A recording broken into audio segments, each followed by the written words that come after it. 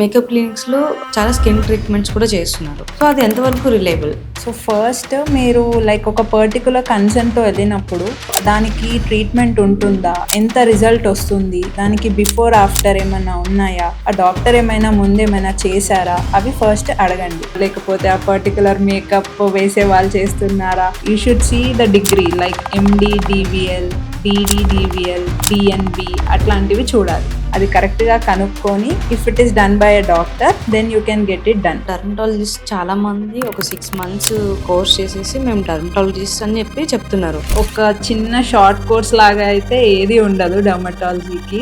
ఇండియాలో అయితే first MBBS చేసి ఒక 5.5 years తర్వాత పీజీ ఎగ్జామ్ రాసి తర్వాతనే మనము డర్మటాలజిస్ట్ కావచ్చు. అది కూడా ఒక 3 years కోర్స్ చేశాక. సో 6 months కాస్మెటాలజీ కోర్సు అట్లా ఏమీ ఉండవు.